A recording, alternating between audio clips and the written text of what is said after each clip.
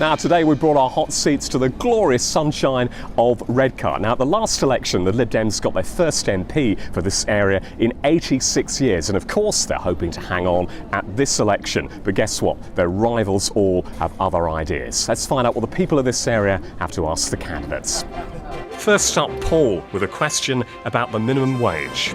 Should it be increased? Should it be abolished? The minimum wage will be £8.14 by 2020. Locally, we've just introduced the minimum wage for all council employees. So there's nobody earning less than the living wage now working for Redcar and Cleveland Borough Council. That doesn't help Paul, does it? No. But it's a step in the right direction. I remember working for £1.50 an hour washing pots, and minimum wage, changed my life, and I hope it's changed a lot of other people's as well.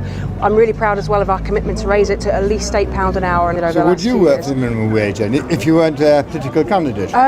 Well, I'd work for whatever I can get. I think paying anyone less than a minimum wage is a disgrace. I'd rather have us raise the personal tax allowance. The government to say, actually, we'll just take less money, which is the way that I would rather see it done. Minimum wage is now the maximum wage in many industries, and that's the problem with it. A living wage should be paid. I went for an interview last week and they were offering minimum wage and a 0 hours contract, working anywhere between Edinburgh and Liverpool and expected to make your own way there. How on earth can you afford that, a minimum wage? Exactly. We want to get rid of the 0 hours contracts. Yes. I know people make the excuse that some people want it. Oh, right, That's very, very few people. I agree. It's tantamount to slave labour. But that's not how Tracy sees it. She has 3 jobs, all of them on 0 hours contracts. I currently share my hours with other people, and from a business point of view, they can't give us all a contract. What's going to happen to me if you ban 0 hours contracts? If you're doing the hours, you'll get a contract, so it won't actually be any more hours on your employer. If they're the ones that you choose to have and you're happy with just having those hours and your employer's happy with you having those hours, it'll be no different other than you actually have a formal contract. They can't give me hours that aren't there, but if you abolish the 0 hours, then I've got nothing altogether. The important thing is that they will then you're doing the hours, so they have to give you that contract. What you've said about having that flexibility, your employer giving you the hours when they can, is what's going to allow businesses to grow. And under this government, we've banned exclusive contracts. So, like tomorrow, your employer could have turned around to you and said, "Oh, I don't want you to work for anyone else now. You're just working for me, and you're on the 0 hours contract." What we've said is we banned that. Some people do prefer the option of having a 0 hours contract. They're few and far between, and I think you'd have to build some exceptions in there to do that.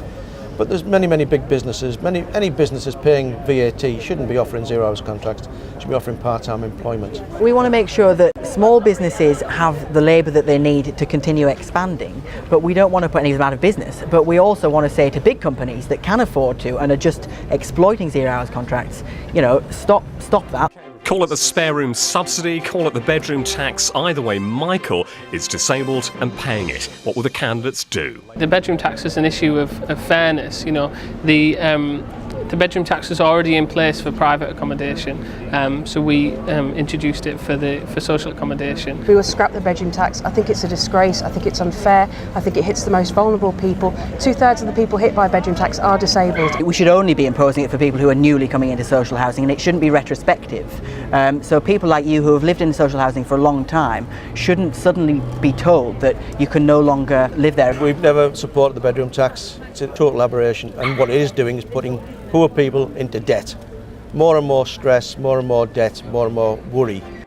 And then Christy. She's thinking of going to university to study psychology, but she's worried about getting into debt. I didn't want to leave the stability of a job to go on to do a degree when I'm not guaranteed to get anywhere with it. We would scrap tuition fees on certain areas, medicine, engineering, industries that need high levels of skill and commitment. If you don't get a job where you're earning more than £21,000 a year, you will not pay back a penny.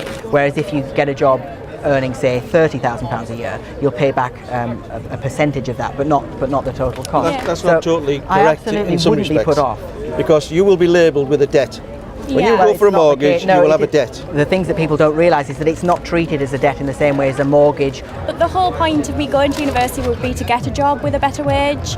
So the reality of it probably would be that I would be paying it back. Bringing down tuition fees is really important to us. You know, this is the first generation that I'm genuinely worried about is not going to be as well off or do as well or be as successful as their parents. At £21,000 you pay back about £5 a week on your student debt, so it's really not a great deal at all. I think I'm still a bit unsure. I'd have to look into it. And when you get your psychology degree, will you promise to come back and analyse these people? I've already been doing it as we speak.